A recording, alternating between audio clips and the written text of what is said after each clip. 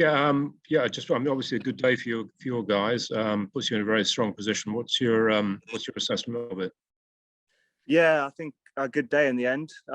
Ebbed and flowed a bit this morning, going into the afternoon session, but we got our rewards at the end. So we would have taken that definitely at the end of the day, and we feel like we're in a strong position, but we've got to come back tomorrow and bowl well. Yeah. So I mean, obviously you know a handsome lead in this position. What's the plan now? Is it to go on and bat on a little bit more in the morning, or is that something you're going to think about?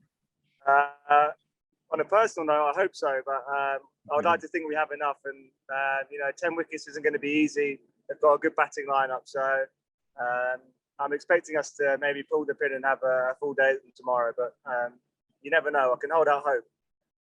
And what about the conditions this afternoon? It looks like it got a little bit easier today. Is that true?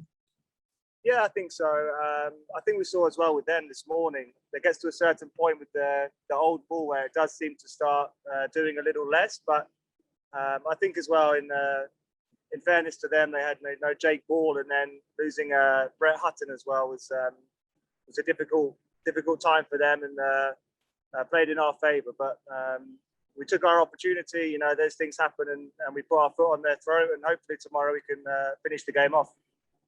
Yeah, what was the problem with Brett? You know, we couldn't really pick it up from here.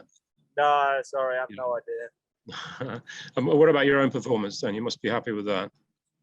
Yeah, absolutely. I think Bedingham, obviously outstanding. He's been playing some fine cricket for us for 2 years now, and got to give Jack Burnham some credit. Him and Dave Bedingham really set the foundation. With a tricky start, they came together and settled everyone down in the changing room. You know, put a partnership together and just eased a few nerves, and that certainly made my job a bit easier going in with the partnership having just been built. So I think I got rewards at the end for some of the hard work done by the guys towards the top of the order. But on a personal note, obviously fantastic to get 100 at any time, and hopefully one of many this year. And what will you say about Davis' performance? Obviously that was very impressive today, wasn't it? Yeah, spectacular. You know, it makes the game look very easy at times when you're at the other end. Such a nice, fluent player to watch, and not many balls today missed the middle of his bat. So best view in the house, and long may it continue. You know, he's been threatening this for the time he's been at the club. You know, he had a 90 odd against Leicester last year, and it was only a matter of time before he showed this class. And we're very happy to have him on our team for sure.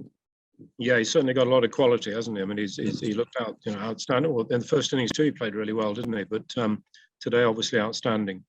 Yeah, absolutely. And I was just saying to the guys that he puts a lot of pressure on bowlers. He's a guy who likes to hit the ball, but he hits good balls for boundaries. And when you got the class bowlers they have, you know, Luke Fletcher and Hutton, when he was bowling, they don't bowl many bad balls. So to have the ability to hit their best balls for four is something that's really quite special, and that's an ability he has. And like I say, hopefully he carries on in that vein, because he can be a real destructive player. You know, he scores quickly, and he took the game away from them by himself today. Again, it's not quite your area, but we could see a lot of chat going on between the umpires and various players in that last sort of hour or so. Was that to do with the light and everything else, and you know which bowlers are going to be used? Yeah, a little bit. Also a bit to do with the over rate. I think no one quite understands how it gets figured out, how many they're down. And to be fair to them, it's very difficult, because, you know, they're thinking that they need to get back to level, and it affects the bowlers you can bowl. You know, the spinner, Steve Mullaney's got to bowl for longer. And we had the same issue, and we will probably have the same issue tomorrow. You know, it's just a case of no one out on the field, including the umpires, being communicated with well enough, I think, and there was a bit of confusion around that. So hopefully that can get cleared up before tomorrow. Well, the sanitizer breaks can't help, can they? Because they obviously take time each time you have to break for that. Yeah, absolutely. I think that's the frustration. Guys out there, they don't know what time's being given, whether they're getting time for that kind of stuff, and it's not an easy situation for anybody. And at the end of the day, unfortunately, there's no crowds at the moment to watch, so it's not like anybody's missing out on any action. We're going to carry on regardless. So I don't see why it's such a big problem, but unfortunately, that's just the way it is. Yeah. Okay, that's great for me. Thank you. Just quickly, Ned, an incredibly contrasting afternoon. There you are for the second time in the game, 5 for 2, and then as you mentioned, Jack Burnham did his bit early doors. Your stand with David is a club record 5th wicket stand. It breaks a partnership from Ian Blackwell and Gordon Mutchell at Worcester in 2011. So a bit of history made today. Yeah, that's really nice. You know, it was really enjoyable. I was saying to bedders, obviously I enjoy playing cricket and it's always fun, but you know, sometimes it's stressful and serious. But today was one of a very handful of times where I couldn't take the smile off my face. It was such good fun batting out there with him. Just watching him from the other end and having that partnership was real great fun. And it's nice again to be in the history books, and hopefully tomorrow we can come back as a team and really make it worthwhile, because especially David's innings, it really deserves to be on the winning team. Finally, is there any extra sense of achievement from your point of view, given that you used to play for Leicestershire and the rivalries between Notts and Leicestershire, that you actually have managed to get a century at Trent Bridge today?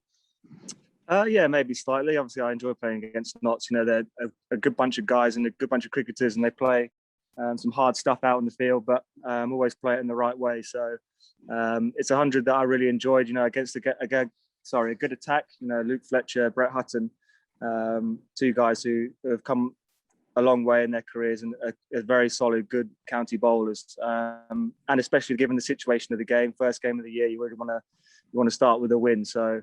On a personal note, it was great, and hopefully, like I say, we can finish with a win tomorrow.